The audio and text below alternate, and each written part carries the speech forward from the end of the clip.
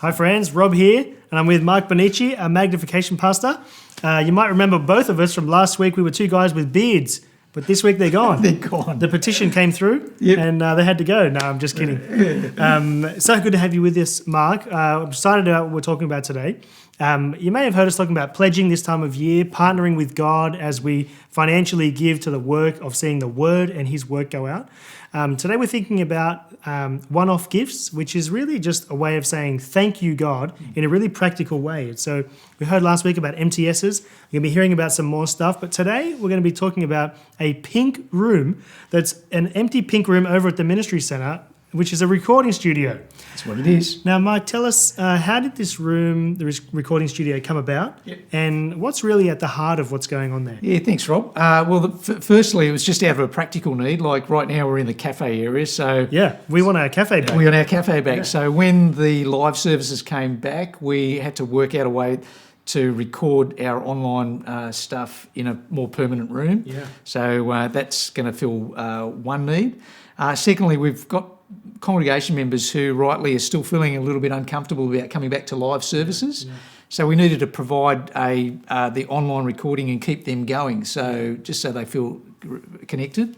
And thirdly, surprisingly, we've got a lot of people overseas who love the online services, so that's fitting a need, particularly our missionaries, and that's a great reason to keep the online stuff going on as well. Yeah.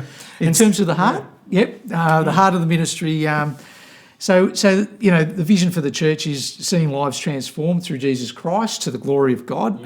As a MAG team, we're trying to really understand at a deeper level what it means to glorify God, and we know it's about magnifying His name, but we are also really interested in understanding the joy in the Lord, and helping the congregation find joy in the Lord, because you can magnify God and be a little bit unhappy about things, you know. So disconnected, and that. So for us to be able to nurture the affections of God's people in all of the stuff that we do through the studio, etc., that's a really important vision for us. So that's the other reason. Yeah, that's great. Now this studio won't just be a blessing to us in here, but it's got a big vision inside and outside. Tell us more about what this thing's going to do. Yeah, absolutely. So in terms of the inside, I mean, we've got all of the online presence that's still running, so for sermons, for kids ministry, youth ministry, all that sort of stuff. So that's our stable, that'll just keep going. But there are a number of other things that are really vital to who we are and what we want to do. So secondly, we've got our youth pathways. So I've been talking to our youth leaders around helping our teenagers find better connection. So we know the two areas that people connect is through our growth groups, but secondly through ministry, like through serving. And you know, when you're in the same ministry, you're like-minded. The other thing about our youth is they're so savvy with technology and all that. So it's a great marriage to be able to help them, you know, and the things like production and music, they're quite high skill level as well. So helping the teenagers find a connection in a ministry area like lighting or camera or sound or music, that will help them. And we know that, you know, by the time they get to year 11 and 12, we'll be able to transition them to, say, 6 p.m. service a lot better, because they'll feel...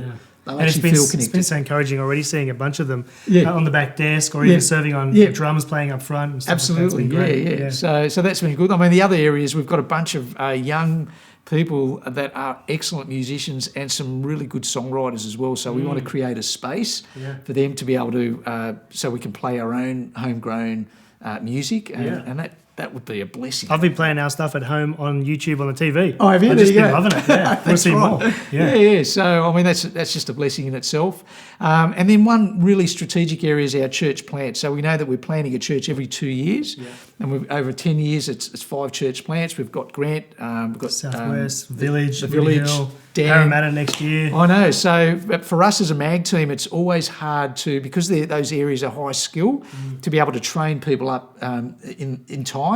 So if we can resource the church in a way where we've got that studio creating pathways and training for our teenagers and adults, etc., we know that by the time the next church plant comes, we'll be ready to go. That's good. And then outside of the church, we've got all these wonderful congregations that will require, you know, resourcing in terms of sound, songwriting, and video. So that's just one massive vision for the music studio. Huge, lots of exciting things. I'm looking forward to seeing what it might do in this am I, mate. It's whole gonna be area good, here, yeah. around the world, all over the place. Yeah.